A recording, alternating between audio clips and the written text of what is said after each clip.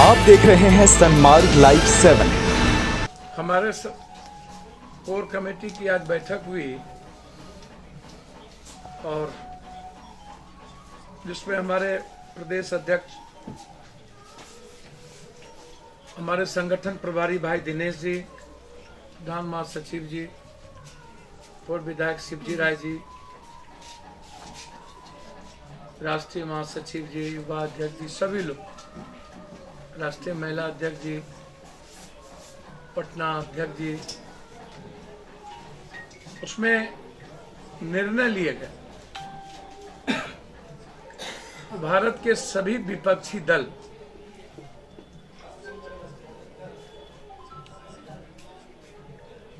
किसान के इस संघर्ष में एक समन्वय समिति बनाए। सभी छोटी बड़ी पार्टियों की एक समिति हो और जो भारत के किसान संगठन के द्वारा जो भारत के वर्तमान और भारत के भविष्य को बचाने की जो एक मुहिम छेड़ी गई है, भारत को टुकड़े टुकड़े होने से जो एक मुहिम छेड़ी गई है बचाने की, जिस तरीके से आज लगातार कभी भारत के संविधानों पर हमला, कभी लोकतंत्र पे हमला, कभी संस्कृति पे हमला, कभी मानवता पे हमला, और फिर भारत के निर्माण में जिसकी प्रमुख भूमिका है वो है दलित, मजदूर वर्ग, किसान, व्यवसायी और युवा। इन चारों ऊर्जावान श्रमिकों पर कठोर हमला। एक तरफ संविधान के नाम पर पूरे देश को गाली देना आतंकवादी, मजदूर वर्गों के आवाज पर उससे उग्रवादी कहना, व्यापारी, छोटे व्यापारियों की जिंदगी को नासूर बना देना नोटबंदी और जीएसटी से और उसे चोर कहना, भारत के निर्माण में जिसकी चौथी प्रमुख हिस्से हैं यूथ की, उसको उन्मादी कह देना, और जब लोकतंत्र और जनतंत्र की बचाने की बात कोई भी इतिहासकार, सामाजिक कार्यकर्ता कहता है तो उसको कंप्लीट टुकड़े टुकड़े गैंग, तो माओवादी, तो उग्रवादी, तो आतंकवादी। इसके लिए जन अधिकार पार्टी ने जिस तरीके से 2006 में नीतीश कुमार जी के सरकार के खिलाफ बिहार में एमएसपी लाने के खिलाफ सड़कों पर उतरी थी, और भारत सरकार के द्वारा जो 3 घंटे में तय संविधान विरोधी, लोकतंत्र विरोधी, जनतंत्र विरोधी कानून लाए गए, उसके खिलाफ पहली बार सड़कों पर हमारे नेता उतरे और हमारे एक्स एमएलए, छात्र नेता को, युवा नेता को बड़ी पीटा गया, जान से मारने की साजिश रची भाजपा के गुंडों के द्वारा, नरेंद्र मोदी जी का नाम लेकर के, नारा लगाकर। और उसके बाद जब भारत बंद की बारी आई तो पूरा विपक्ष का नेता गायब था। अकेला जन अधिकार पार्टी के सर्वोच्च नेता सड़कों पर थे, हर जिलों में लाठी खा रहे थे, और जब देश के किसानों के साथ खड़े होने की बारी आई तो लगातार 1 सप्ताह से पूरे बिहार में विभिन्न प्रकोष्ठों के अध्यक्ष के नेतृत्व में अनिश्चितकालीन, कहीं भूख हड़ताल, कहीं धरना का कार्यक्रम, और कल किसान न्याय मार्च की प्रमुख बिंदु कि आप किसानों को अपमानित करना, पहले संविधान के नाम पर, कोरोना वायरस में जमात के नाम पर एक समूह और वर्ग को आपने प्रताड़ित किया, टॉर्चर किया और समाज से अलग थलग करने की कोशिश की। अब कहीं पर जाट तो कहीं पर सिखों को गाली देकर समाज से अलग करने की कोशिश। तो क्या हम देश को बांट रहे हैं? क्या देश को हम टुकड़े टुकड़े करना चाह रहे हैं? या सबसे महत्वपूर्ण ये सवाल, इसको समझने की कोशिश करिए। इसीलिए कल जिस तरीके से हमारे विधायकों पर, हमारे नेताओं पर, हमारी 10 महिला बहन हमारी घायल हुई, लाठियां चली, घसीट के ले गए, जबरदस्ती पीटे गए, हमारे राष्ट्रीय अध्यक्ष घायल हुए, हमारी छात्र की उपाध्यक्ष घायल हुई, हमारे छात्र के पटना यूनिवर्सिटी के मनीष जी, राजेश पप्पू जी घायल हुए, 16 साथियों को 2 बजे रात तक टॉर्चर करना, एक पत्थर नहीं, एक कुछ नहीं चलने के बाद पानी चलना और फिर जबरदस्ती लाठी चलाना और घसीट के मारते हुए ले जाना, जुल्म की बेहिंता। इससे बड़ी चीज कुछ नहीं हो सकती। पार्टी ने निर्णय लिया इस जुल्म के खिलाफ, और जो मंत्री ने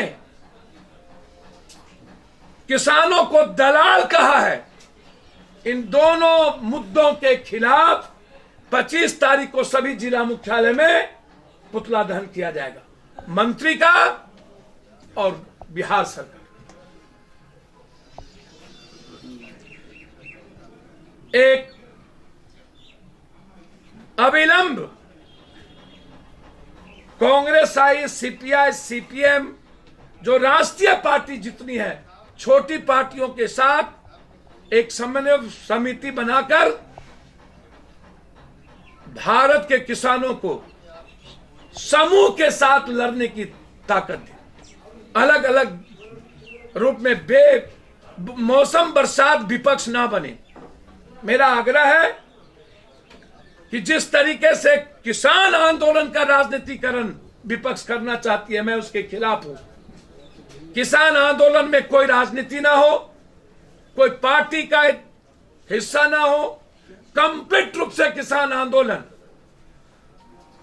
पूरी समन्वय समिति के साथ हम इस लड़ाई को लड़े। यह हमारा मांग है और हम ऐसा प्रयास करेंगे। कल जिस तरीके से निहत्थों पर वार हुआ है, ये लड़ाई लगातार जारी है। हमारी पार्टी का ये प्रथम चरण की लड़ाई थी। भारत बंद का समर्थन, 1 सप्ताह का लगातार बिहार में अनिश्चितकालीन धरना, राजभवन मार्च उसका हिस्सा था। अब दूसरे चरण में हम लोग 5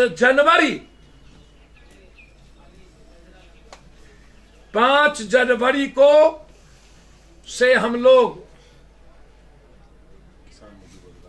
किसान मजदूर रोजगार यात्रा करो और मरो के साथ, ना डरेंगे, ना रुकेंगे, ना झुकेंगे, ना जुल्म करेंगे, ना जुल्म सहेंगे, ना जुल्म देखेंगे। लड़ेंगे भी, मरेंगे भी, जीतेंगे भी।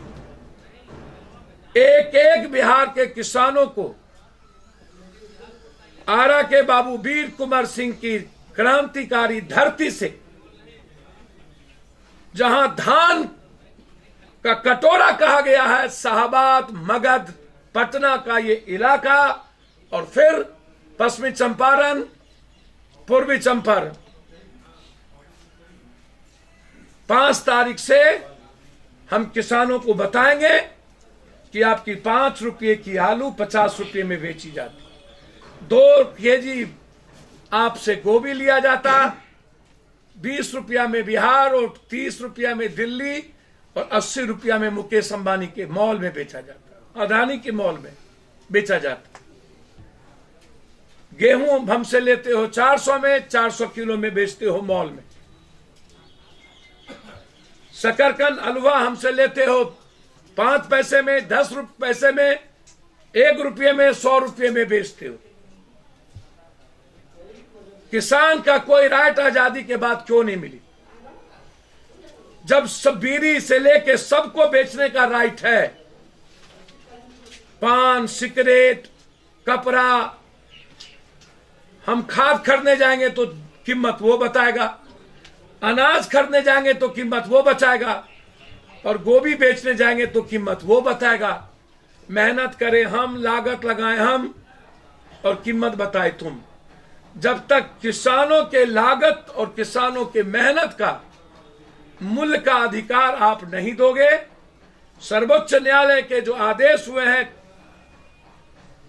कि आप किसान और सरकार की कमेटी बनाइए, हर साल लागत और मूल्य के आधार पर उसकी खरीदारी हो, या तो जो कमेटी है, अब स्वामीनाथन कमेटी की पूरी रिपोर्ट के मूल्यांकन करते हुए सरकार कानून लाए और हमें बाजार भी दे, साल भर के अंदर बाजार समिति अनुमंडल में चालू करे। साथ साथ बहुत क्लियर आग्रह है आपसे कि हमको गोदाम दे, और बिहार सरकार से मेरा आग्रह है कि हे बिहार सरकार के विद्वान नेता लोग, ये जो आपके पैक्स है, ये पैक्स को मात्र पंचायत में 30% ही गेहूं और धान खरीदने की इजाजत है। यदि 1000 क्विंटल हमारे पंचायत में धान उपज हुई तो हम 30% ही लेंगे। 11% पैक्स टैक्स देता है बिहार सरकार को, और पैक्स को खरीदारी के लिए पैसा तब मिलता है जब 92% सीमांत और बटेदार दयारी मजदूर जो किसान है, जब बिचौलिया उसका फसल खरीद लेता है तब वो पैक्स बिचौलिया के माध्यम से खरीदता है। तब तक सरकार के पदाधिकारी पैक्स को पैसा नहीं देते हैं। नीतीश बाबू और विपक्ष के बहुरूपिये जी लोग, मेरा करबद्ध आग्रह है, इस बिहार को, किसानों की जिंदगी को समाप्त करने में आप लोगों की भूमिका 30 सालों में सर्वोच्च रही है। आप लोगों ने जिंदगी को तबाह किया है, आपने खून के आंसू बहाए हैं। एशिया की सबसे बड़ी गुलाब बाग की मंडी को समाप्त किया है, बाजार को समाप्त किया, मंडी को समाप्त किया, बाजार समिति को समाप्त किया, कोऑपरेटिव सिस्टम को समाप्त किया, और अब सिर्फ 30% पप्पू यादव जैसे लोगों के किसान की मात्र खरीदारी होगी और बिचौलिया बेचेगा। और नीतीश जी कहते हैं कि पैक्स हमने दे दिया। नीतीश जी, आपसे बिहार की जनता पूछना चाहती है कि क्या रियल किसान जो बेच करके बिचौलिया का बाहर कमाने चला जाता है उसको राइट है या नहीं? ये सवाल नीतीश जी से है, और इन मुद्दों को लेकर हम लोग बिहार की लड़ाई बाबू वीर कुंवर सिंह के दूसरे चरण की ओर हम लोग बढ़ेंगे। मार्च के लास्ट में या अप्रैल के फर्स्ट वीक में गांधी मैदान से करो मरो का नारा देंगे, और जब तक इस बार किसानों को उसके मूल्यों का, उसके लागत का कीमत नहीं मिलेगा, तब तक चैन से नहीं बैठेंगे। चाहे बिहार को बंद करना पड़े, भारत सरकार की एक एक ऑफिस को बंद करना पड़े, चाहे अंतिम में करो मरो के साथ भारत सरकार की रेलवे को रोकना पड़े, बढ़ेंगे, लड़ेंगे, मरेंगे और जीतेंगे। इस लड़ाई के साथ हम लोगों ने निर्णय लिया है कि हम लोग बिहार के किसान, जो सबसे बड़ी दुर्गति जिसकी है, भारत में सबसे ज्यादा यदि कोई स्थिति है तो बिहार सरकार की, इसको लेकर ये दूसरे चरण की लड़ाई 5 तारीख से बाबू वीर कुंवर सिंह से शुरू होगी और अंतिम भारत सरकार की एक एक दफ्तर में ताले और कोई ट्रेन हम जाने नहीं देंगे बिहार के पर। ये लड़ाई आर पार की होगी और हम अपील करते हैं समन्वय समिति के लिए और नीतीश बाबू से कि 30% को दायरे को हटाएं, बिचौलिया की खरीदारी को खत्म करें, गोदाम और को निर्माण करें, बाजार समिति को चालू करें, मंडी सिस्टम को चालू करके आप टैक्स रखें, मुझे कोई आपत्ति नहीं, लेकिन मुझे एमएसपी के तहत बाजार और मंडी जाने का राइट है। बस यही मेरा आपसे आग्रह था। पप्पू यादव जी, आप कह रहे थे कि विपक्ष कहीं भी दिख नहीं रहा और न दिख रहा है किसानों के मुद्दे हो या बेरोजगारी अन्य मुद्दे पर विपक्ष कहीं दिख नहीं रहा। तेजस्वी यादव कह रहे हैं कि मैंने ये नहीं कहा विपक्ष कहीं, मैंने कहा विपक्ष को समन्वय समिति बनानी चाहिए और मैं किन्हीं की प्रवक्ता और किन्हीं की बात करने नहीं आया हूं। मैं आया हूं मेरे पार्टी का किसान के समर्थन में एजेंडा क्या है, हम बिहार को कैसे जगाएंगे। 30 सालों में विपक्ष और सत्ता पक्ष, जो वर्तमान का विपक्ष है तब के सत्ता पक्ष था, उन्होंने बाजार समिति को समाप्त किया, उन्हीं के रीजन में कोऑपरेटिव समाप्त हुआ, उन्हीं के रीजन में सारे गोदाम बंद हो गए, अनुमंडल पर जो बाजार समिति थी वो समाप्त हो गई, चीनी मिल बंद हो गए, उन्हीं के रीजन में राइस मिल बंद हुए, उन्हीं के रीजन में किसान की दुर्गति हुई, नहर समाप्त हो गया, उन्हीं के रीजन में बाढ़ और सुखाड़ से जिंदगी हमारी तबाह हो गई।